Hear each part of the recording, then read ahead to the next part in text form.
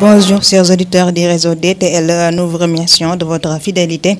Tout de suite, le flash d'info, Sokhna Faty Mbacké à la présentation, Abdoulaye Sambo à la partie technique. L'Agence nationale pour la promotion de l'emploi des jeunes a reçu la visite du ministre de la Jeunesse, de la promotion, de l'entrepreneuriat et de l'emploi du Burkina Faso, Monsieur Salifo Thiam-Touré, accompagné d'une forte délégation, a été accueilli par le directeur général, Monsieur Tamsir Faye, et ses collaborateurs. Et puis le chef de l'État sénégalais Macky Sall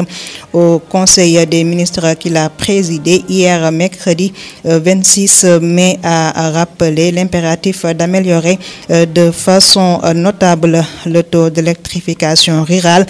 dans les régions de Kédougou, Sédhiou et Kolda. En même temps, il a demandé au gouvernement d'accélérer l'exécution du projet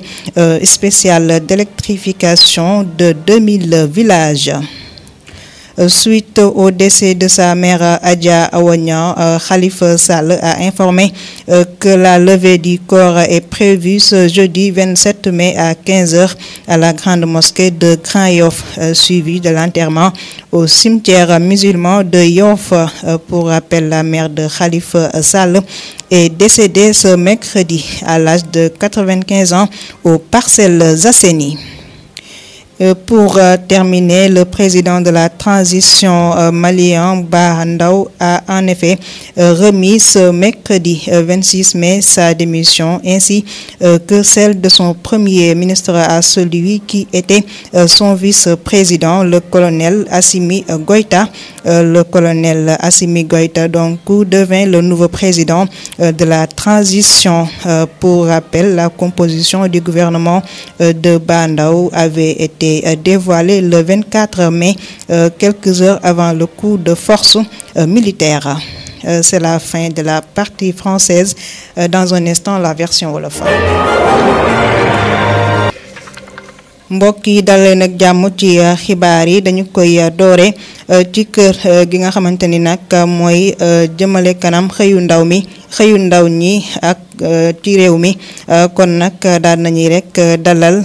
jëwriñ ji nga xamante ni moo yore ndaw ñi waaye tamit di jëmale kanam li nga xamante ni mooy sos ngir suqaliku gi ak xëyu ndaw ña ca Burkina Faso di rek Salifo Thiam-Touré kon nag moom Salifo Thiam-Touré daal nay rek ànd ak mbooloo mu takku daal di fi ñëw rek kon nag ki nga xamante ni mooy njaatige kër googule nag moo ko dalal moom ak ay jëflantekatam. Njiitu réew Sénégal daal nay rek jiite ndajeem njëwriñ yi démb ci alxames ci àllarba ji ñaar fukki fan ak juróom-benn ci weeru mai kon nag ci ndaje moom le njiitu réew mi daal nay rek sàkku ci gouvernement bi ñu rek daal di fexe ba ay dëkk yu bari ca fa nga xamante ni mooy tundu maanaam rek région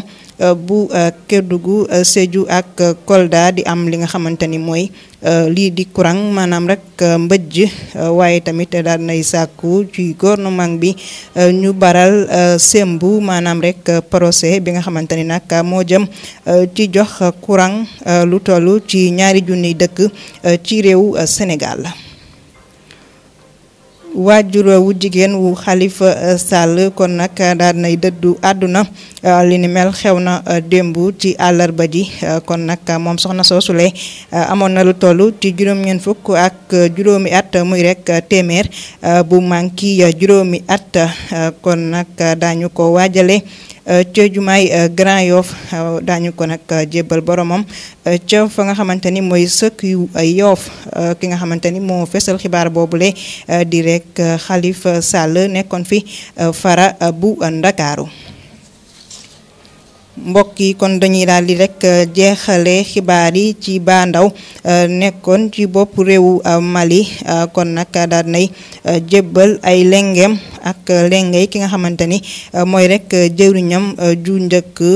daal na koy jébbal kii nga xamante ni nag moo toppan ca moom di rek vice président ba di colonel Assimi Goïta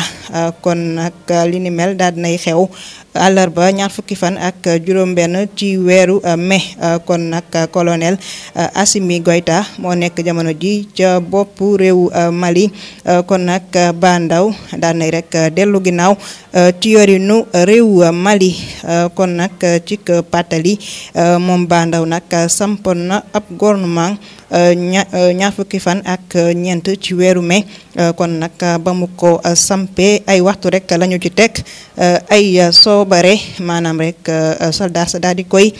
teg loxo. mbokk yi foofu la ñuy yemani ak yéen ba beneen yoon soxna Fatima leen doon indil xibaar yi aji xarala gi Abdoulaye Samb la mbokk yi ñu ngi leen di ñaanal jàmm ci la lépp xaj fitna ci xajul ci kenn waaye tamit mbokk yi jàmm dañu koy suuxat cant ak ngërëm ñeel na leen.